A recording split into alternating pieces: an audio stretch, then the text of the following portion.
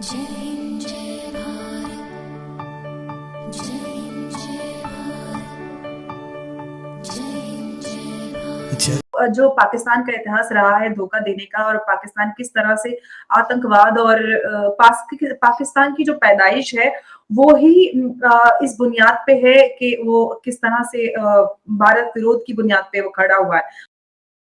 जो भारत विरोध की बुनियाद पे अपनी पूरी पहचान कायम रखे हुए पूरी दुनिया में, वो भारत से दुश्मनी खत्म कर रहा है। ये बात थोड़ी-सी हज़म नहीं होती है एकदम से, क्योंकि हम जानते हैं कि कश्मीर इश्यू की जो बात की है, पाकिस्तान ने की, वो कश्मीर इश्यू को साइड रख के फिलहाल जो उनके बायलैटरल टाइज़ हैं या फिर अपने पड़ोसी मुल्कों के साथ शांति बनाने की, ना कि सिर्फ भारत बल्कि और पड़ोसी मुल्कों के साथ भी शांति बनाने की कोशिश करेगा। यहाँ पर सवाल फ़िक्र ये उठता है कि सबसे पहले तो भारत पाकिस्तान पे एकदम से भरोसा नहीं करेगा। दूसरी बात कि क्या ये ऐसा तो नहीं है कि वो पहले, क्योंकि ट्रेड और बायलैटरल टाइज़ पाकिस्तान और हिंदुस्तान के बीच वैसे नहीं है जैसे होने चाहिए थे। बिल्कुल, और काफ़ी चीज़ें महँगी पड़ रही हैं, एक्साइज़ ड्यूटीज़ और बहुत सारी बिल्कुल। चीज़ें, क्योंकि वो दुबई के थ्रू अगर हम मेडिसिन्स की बात करें और बहुत सारी चीज़ों की बात करें, तो वो दुबई इससे होकर जाती हैं, जिसकी वजह से पाकिस्तान में वो चीज़ें और महँगी हो जाती हैं। तो एक वजह ये भी हो सकती है कि कहीं न कहीं पाकिस्तान इन सारी चीज़ों को, क्योंकि पाकिस्तान में अभी इकोनॉमिकल कंडीशन बहुत ज़्यादा खराब है और सारी पूरी इकोनॉमी लगभग ध्वस्त हो चुकी है। तो ऐसे में ये एक टैक्टिक भी हो सकती है कि पहले इन रिश्तों को बनाया जाए, और ये टाइम बाइंग, एक्चुअली इसको बोलना चाहिए कि टाइम बाइंग अच्छा, टैक्टिक हो सकती है अंबर कि ऐसा नहीं है कि एक नई शुरुआत के तौर पे इसको नहीं, मेरी बात पूरी हो जाए, फिर जी, उसके जी, बाद आप प्लीज़, दूसरा सवाल प्लीज़, प्लीज़। कीजिएगा। जी, तो ये टाइम बाइंग टैक्टिक हो सकती है कि पहले वो अपनी चीज़ें बेहतर करे, हालात बेहतर करे, और उसके बाद वापस भारत से वही दुश्मनी वहीं के वहीं जूं की तूं कायम रहे। क्योंकि पाकिस्तान पे भरोसा करना, मुझे नहीं लगता कि भारत ही नहीं बल्कि कोई भी मुल्क इतनी आसानी से पाकिस्तान पे भरोसा नहीं करेगा। पाकिस्तान के जो विदेश मंत्रालय है उसमें कश्मीर डेस्क है, तो क्या वो चीज़ें जिन्होंने कश्मीर के मुद्दे को लेकर उन्होंने यूएन और अलग-अलग लॉबीज़ तैयार की हुई हैं, उनके विदेश मंत्रालय में कश्मीर लॉबी है, तो वो सारी चीज़ों का क्या? और सबसे बड़ी बात ये है कि पाकिस्तान की जो पहचान है, जो पैदाइश है, वो भारत विरोध पर ही है। तो सवाल सबसे बड़ा खड़ा होता है कि इतनी आसानी से भारत पाकिस्तान पर भरोसा नहीं कर सकता। अच्छा, ये वाली बात आप कर रही हैं कि पाकिस्तान का मतलब जो पूरा एक जिसे कहते हैं कि एक नैरेटिव है वो हिंदुस्तान के हुँ, मुखालिफ है। लेकिन यही बात सेम हुँ, पाकिस्तान में की जाती है कि हिंदुस्तान भी यही करता है, यानी बॉर्डर के दोनों तरफ ऐसे लोग रहते हैं हुँ, जिनका फायदा इस हुँ, चीज में है कि वो कहते हैं कि यार अगर हालात बेहतर हुए तो शायद हमारा कारोबार खत्म हो जाएगा, अगर खराब रहेंगे तो हमारा काम बहुत अच्छा चलेगा और हमें ज्यादा बेनिफिट है उसमें खराब रहने में। और शायद मैं कहता हूँ लोगों के अलावा जो है, मैं कहता हूँ बॉर्डर के दोनों तरफ लोगों को नहीं, शायद बहुत सारे ममालिक को हुँ, ये है, हो सकता है इसका हुँ, फायदा चाइना भी उठा रहा हो, इसका फायदा रशिया भी उठा रहा हो, इसका फायदा जो है हुँ, दुबई का आपने जिक्र किया, तो क्या दुबई चाहेगा कि डायरेक्ट मतलब वाघा बॉर्डर से चीज आके लाहौर की मार्केट में आ जाए और लाहौर से कोई चीज निकल के अमृतसर पहुंच जाए मतलब आधे या पौने घंटे में? कौन चाहेगा ये? मतलब ये तो सिर्फ ये नहीं है कि पाकिस्तान के ऊपर ट्रस्ट डेफिसिट तो वो दोनों अतराफ से है, पाकिस्तान भी नहीं करता, पाकिस्तान भी हमें यही मतलब पढ़ाया जाता है, सुनाया जाता है कि भाई हम नहीं कर सकते, हमारा दुश्मन देश है और उसके ऊपर हम बिल्कुल भी ट्रस्ट नहीं कर सकते, हमने अपने डिफेंस को स्ट्रांग करना है, हमने ये जहाज खरीदने, ये मिसाइल खरीदने, ये टैंक खरीदने, ये तो बताई जाती है ये बातें।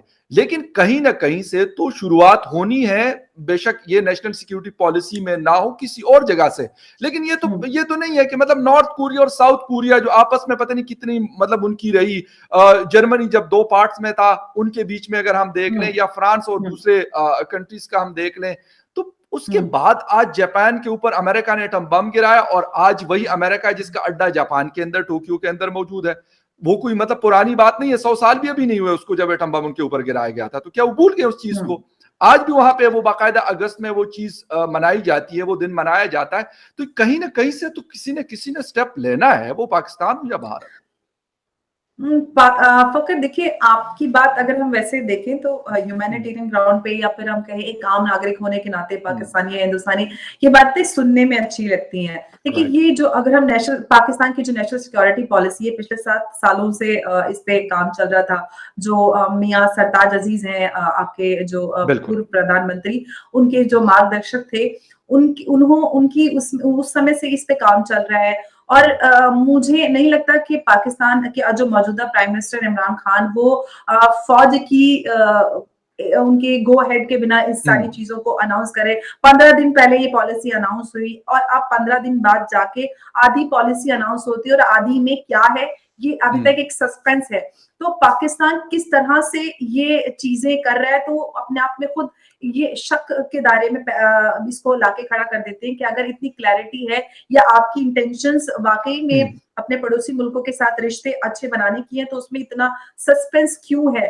और तो यहाँ पे इसीलिए सवाल ये खड़ा होता है। और भारत और पाकिस्तान का इतिहास हम जानते हैं कि पाकिस्तान ने जो भारत से अलग किया था खुद को वो धार्मिक और उसी बिना पे किया था। और बाद में भी हमने देखा कि हिंदुस्तान और पाकिस्तान के बीच 3 बड़ी जंगें हुई जिसमें से हमने देखा कि किस तरह से बांग्लादेश को हिंदुस्तान ने पाकिस्तान से अलग कराया।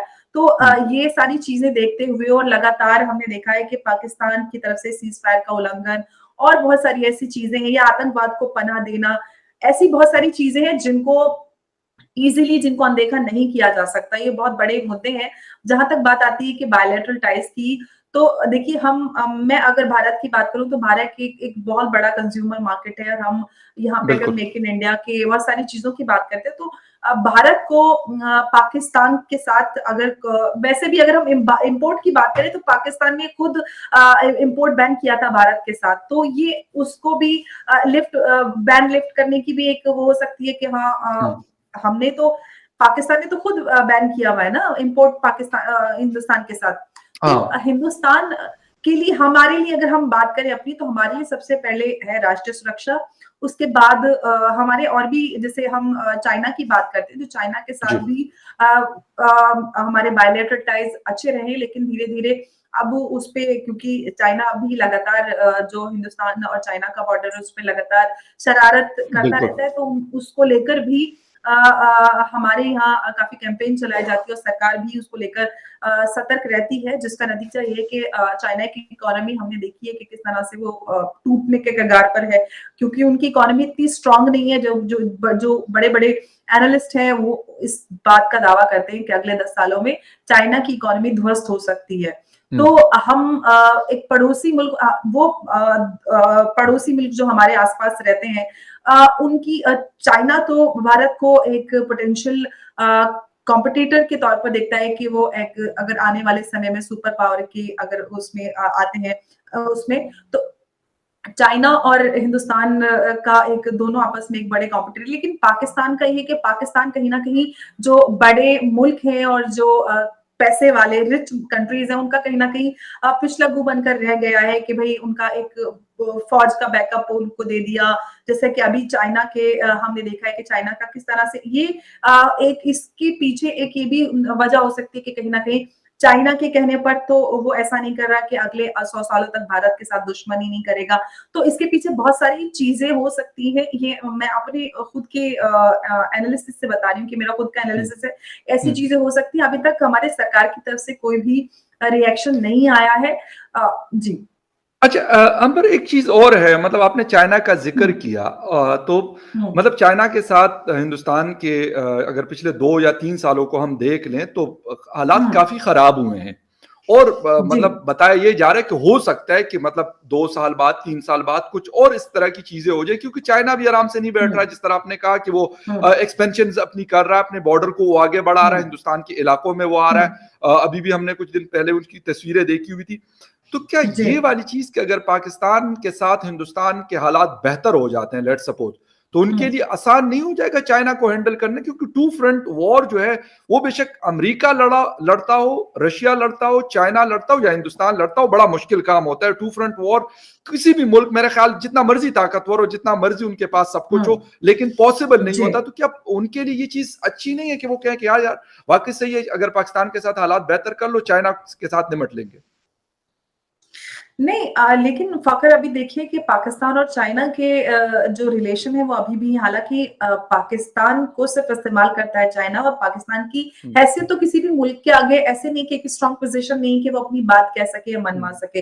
पाकिस्तान हर मुल्क के आगे उनसे पैसा लेता है और उनके हाथों इस्तेमाल होता नजर आया है। और ये अभी चाइना की भी अगर हम बात करें तो चाइना के साथ भी वही हुआ है। तो ये हो सकता है कि ऐसे में पाकिस्तान के साथ कैसे भरोसा किया जाए कि वो चाइना चाइना के साथ किस तरह का उनका इंटरनल उनके रिश्ते हैं या किस तरह की साठगांठ है, वो क्या वो आप ये बताइए, जब वो एक दो दुश्मन एक साथ है, तो अभी ऐसे में आसानी से भारत कैसे भरोसा कर सकता है पाकिस्तान पर? इतना आसान नहीं है कि अगले अचानक से भारत के साथ ओवरनाइट पाकिस्तान दुश्मनी खत्म करना चाहता है। तो ये बात आसानी से खत्म होने वाली नहीं है। ये ही मैं बोल रही हूँ कि अब आगे सरकार क्या इस पे फैसला लेती है, ये देखने को होगी, क्योंकि मैं इस पे कोई आधिकारिक तौर से मैं इस पे कोई बात नहीं या टिप्पणी नहीं कर सकती हूँ। जी। अच्छा, एक चीज अंबर, एक चीज और है, मतलब इस पॉलिसी के ये वाले पॉइंट्स तो हमने डिस्कस कर लिए, लेकिन जो सबसे इंपॉर्टेंट पॉइंट है, मैंने कहा आखिर मैं आपसे पूछूंगा, इसमें कहा गया है कि हम हिंदुस्तान के साथ ये सारी चीजें करेंगे, लेकिन जब लेकिन आया, इफ्स एंड बट्स की जब बात होती है तो वो चीज मतलब उसमें वो मजा नहीं रहता, वो खराब हो जाती है। इन्होंने ये भी साथ बोला है कि जब तक इमरान खान साहब, आप मतलब आपके भी बड़े फेवरेट मैंने सुना है, मेरे तो खैर लोगों को पता है कि कितने फेवरेट है, तो वो उन्होंने बुरे दिन नहीं आए हैं, इतने बुरे दिन नहीं आए कि इमरान खान मेरे फेवरेट हो जाए। हमारे फेवरेट मोदी जी हैं और वही रहेंगे हमेशा। जबरदस्त। अच्छा, यही ना, मैं मोदी जी के ऊपर ही आ रहा था, उनका जिक्र करना चाह रहा था कि ये बोला है खान साहब ने कि यार जब तक Modi ji prime minister of India रहेंगे तो हमारे उनके साथ ताल्लुकात बेहतर नहीं हो सकते, हम उनके साथ कोई डायलॉग नहीं कर सकते, कोई बातचीत नहीं हो सकती। तो मतलब अगर मोदी जी 2 दफा तो प्राइम मिनिस्टर वो बन गए, उनका सेकंड टर्म चल रहा है, अगर थर्ड टाइम बन जाते या फोर्थ टाइम बन जाते, तो फिर इसका मतलब है कि नेक्स्ट 10 इयर्स तक तो कोई मतलब हम भूल जाए ना ये वाली सारी चीजें। देखिए, मुझे लगता है कि इमरान खान को बेहतर होगा कि वो अपनी हरकतों पर, पाकिस्तान जो लगातार करती है, आतंकवाद सबसे बड़ा उसमें एक सबसे बड़ा फैक्टर है, आतंकवाद को लगातार पनाह देती है, और भारत जो हम मैंने भी पहले भी कहा कि सीज फायर का लगातार उल्लंघन कर देती है। और आप ठीकरा मोदी जी के सर पे बोलती थी कि जब तक मोदी जी रहेंगे तब तक भारत और पाकिस्तान के रिश्ते अच्छे नहीं हो सकते। आपको पहले अपनी हरकतें सुधारनी होंगी। अब सरकार जो है वो नेशनल सिक्योरिटी को लेकर बहुत ज्यादा सतर्क है और वो उसके साथ जरा भी कॉम्प्रोमाइज नहीं करती। पहले की सरकारों के साथ हमने देखा था कि पाकिस्तान के को लेकर थोड़ा सॉफ्ट कॉर्नर उनके उसमें होता था, तो इसलिए उनको लगता है कि पहले की जो सरकार थी वो कहीं ना कहीं पाकिस्तान को लेकर थोड़ा उनका नजरिया रुख थोड़ा सा सॉफ्ट नजर आता था। मोदी जी इन सारी चीजों के एक तरफ तो हमारे बॉर्डर पे हमारे फौजी मारे जा रहे हैं और दूसरी तरफ हम क्रिकेट खेले और उनके साथ बायलैटरल टाइज रखे, तो ये सारी चीजें मुमकिन नहीं है। पहले आप खुद को सुधारिए। आतंकवाद जिसमें एक सबसे बड़ा फैक्टर है, लगातार पाकिस्तान ही कहता है कि हम आतंकवाद का शिकार है। आप हर आतंकवादी को पनाह देते हैं, आप एक्सट्रीमिज्म को बढ़ावा देते हैं और फिर बेचारे बन जाते हैं। तो ये पॉलिसी नहीं चलेगी। आपको पहले खुद को सुधारना पड़ेगा। आप अचानक से एक पॉलिसी अनाउंस करते हैं और चाहते हैं कि आपको जो इतने 75 सालों तक अपनी दुश्मनी चलती आई है वो एक चुटकी में खत्म हो जाए। आपको पहले खुद को सुधारना पड़ेगा ताकि आपके पड़ोसी मुल्क या दुनिया भर में जो भी मुल्क है वो आप पर भरोसा कर पाए। बिल्कुल अंबर, आपकी बात सही है। मतलब वो हमारे यहाँ कहा जाता है, आप लोग के यहाँ भी कहा जाता होगा कि ताली जो है वो दोनों हाथों से बजती है, ना कि एक हाथ से। तो मसाइल दोनों तरफ है।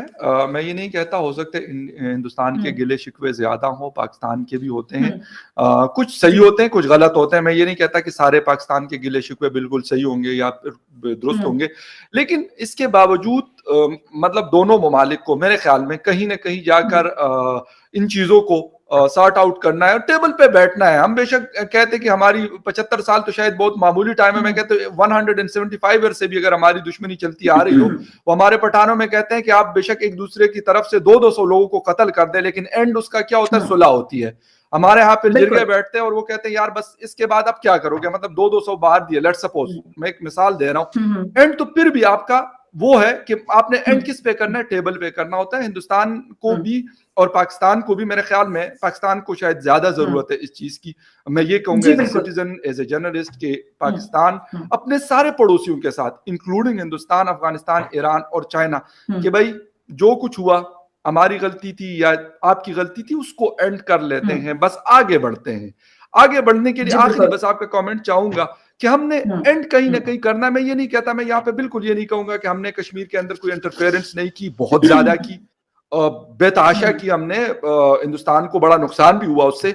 हाँ, उसके जवाब में बिल्कुल। हिंदुस्तान का जो कुछ हो सकता था हिंदुस्तान ने भी किया होगा, लेकिन हमने बहरहाल किया और उस पे मेरे ख्याल हमें उससे आगे बढ़ना है और हमें कह देना है कि बस यार ठीक है, हमने कर तो लिया था, गलती थी या सही था, लेकिन अब हम आइंदा से भाई ना किसी ग्रुप को भेजेंगे ना कुछ और करेंगे। आप जाने, आपके कश्मीर के लोग जाने, जिस तरीके से आप बेहतर समझते हैं उसको करें और आगे बढ़ें।